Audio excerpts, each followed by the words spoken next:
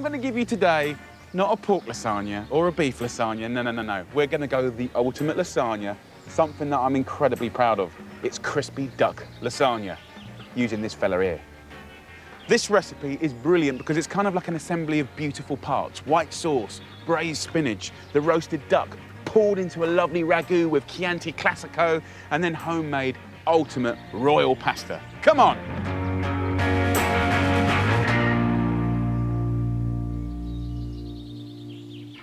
So, first up, very, very simple. I've got some rosemary here. I've got a lovely duck, a little olive oil, a nice pinch of salt and pepper, and we'll have a little massage up all around the duck, on all sides, the legs. Swip it around. This is going to go into an oven at 180 degrees Celsius, that's 350 Fahrenheit, for 2 hours. And what you'll get is tender legs, just falling off the bone. The breast meat will be cooked through, and the skin will be crispy, crispy, crispy. Later on, I'll be using the duck in a tasty ragu. But for now, I'm just going to put him in the oven and forget about him.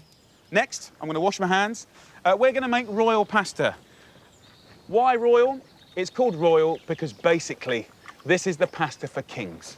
It's the ultimate pasta. Now, you can use dried pasta, you can use pre-bought fresh pasta, but let me show you how to make it. Making a luxurious pasta dough is much easier than you might think. I've got 400 grams of Tipo 00 flour. Now, this is a plain flour. Tipo 00 means it's very fine. You can get it in all the supermarkets, no worries at all. I'm going to make a well in the middle.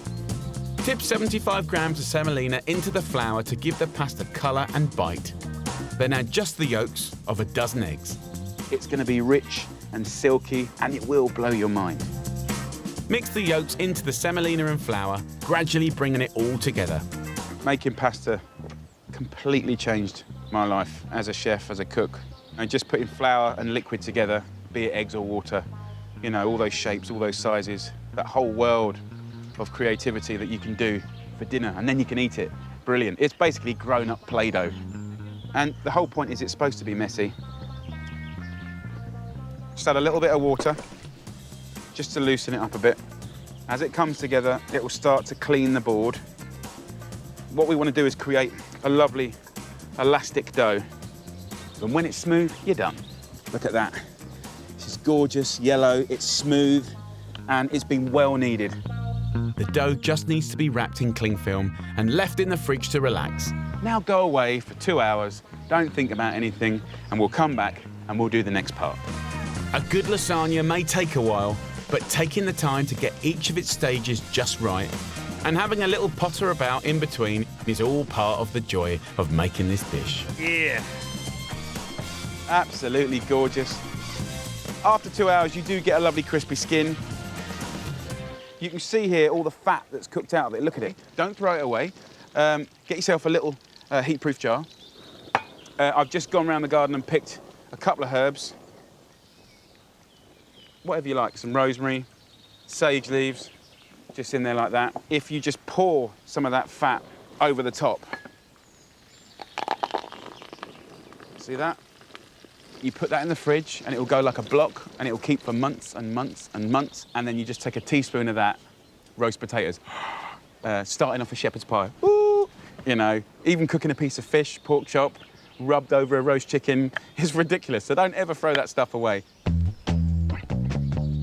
Something else you mustn't throw away is that crispy skin, which I want to use in a crunchy breadcrumb topping for the lasagna. I'm going to remove every last bit of skin. But where I'm going to remove it is to here. I'm going to do this thing called pan grattata. It's like crispy bits, the ultimate croutons, the ultimate breadcrumbs. This is just some old stale bread, 200 grams. In there, you can put some rosemary, a couple of sprigs. That's going to give it a nice flavour. And what I'm going to do is just strip the skin in to that breadcrumbs. Just pull it off the wing. There's a bit of meat in there as well, that won't hurt. Let's go to the breast. All of this. Just pull it, and it comes off. You see how easy that comes off? This is gonna be ridiculous. Turn it around. That's gonna make the most incredible topping. Think crumble, but savoury. To finish the pan grattata, just blitz the bread, herbs and duck skin, season and fry until golden. Then put to one side until the lasagna's cooked.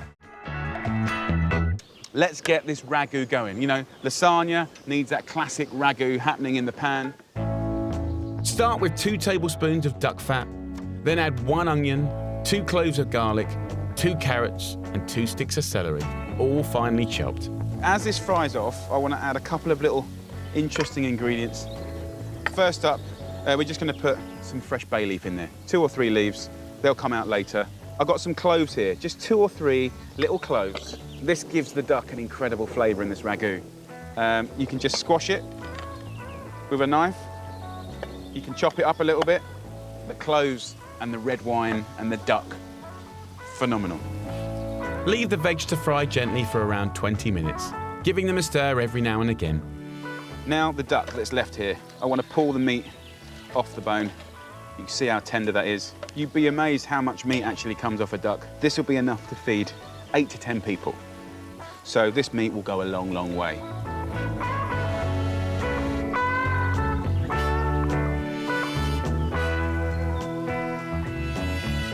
What I want to do now is turn up the heat, and I'm going to add about 200 mils of Chianti Classico. Cook it away. Don't have it sloshing about because it will taste winey. The wine's almost gone away. It's ruby red. You just know it's going to be outrageous.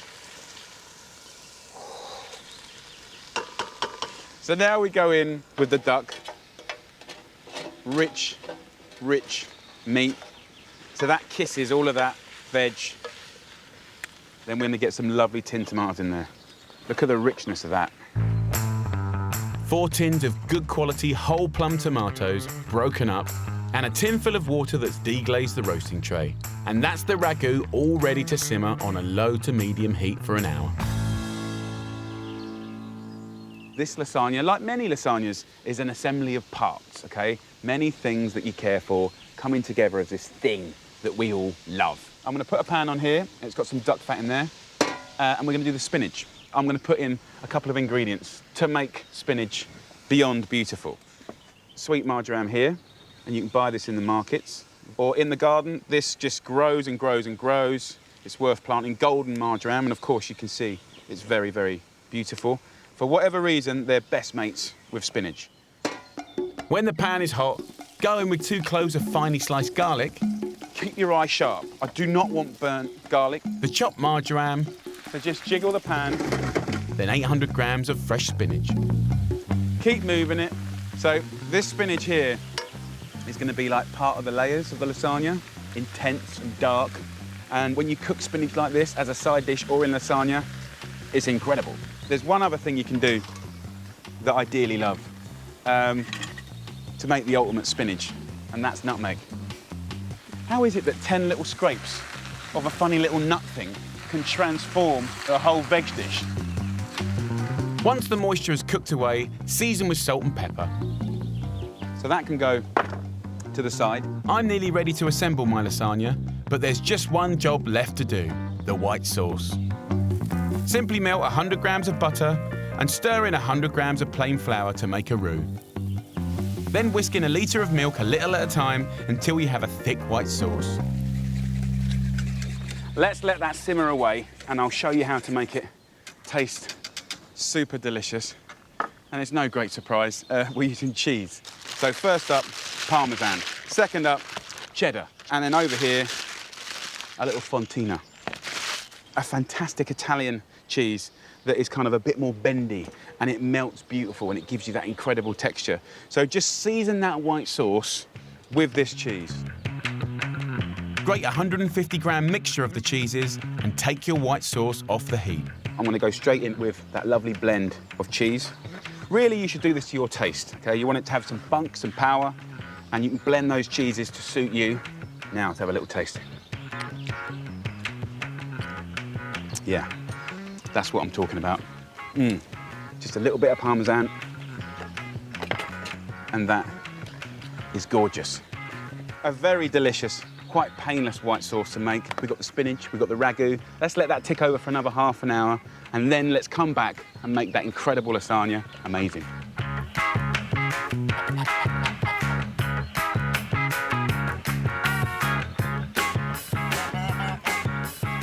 So the love, care and dedication that we've done so far has all come to this moment where we put it all together. First, I need to roll my pasta into long, thin sheets. Then cut them to fit the dish. Like that. We're going to do our layers now. I don't want big, chunky layers. I want delicate little layers and lots of pasta in between. So spinach goes out. Then we go with our beautiful pasta, just like that. Tuck it in. Then we're going to go ragu. Just push the sauce here and there. Then we're going to go white sauce. The smells are amazing. Take your time, do a nice job, take pride in it. Just carry on repeating that process until you get to the very end. You've got guaranteed big flavours, guaranteed happy people here. And then one last layer of that incredible cheese white sauce goes on top. And that is the beautiful duck lasagna. It's going to be epic. 30 to 40 minutes in the oven at 180 degrees Celsius, 350 Fahrenheit, and then we'll serve.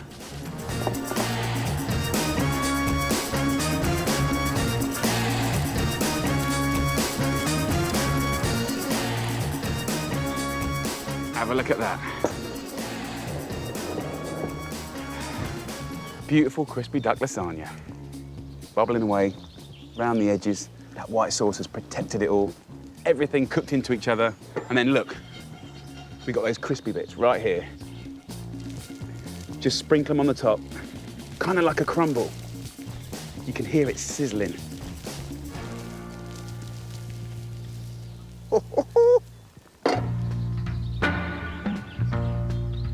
Leave the lasagna to sit for 15 minutes to cool down. That way, each portion will hold together nicely when you serve it.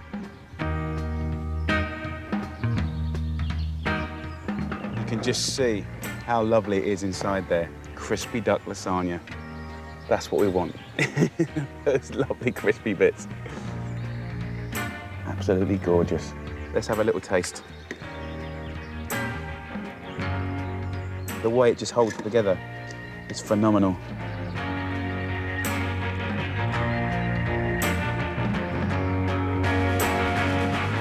So rich. All the elements working really well together. Those sweet tomatoes, the Chianti, the spinach. Oh. So good. Lasagnas will never, ever be the same again.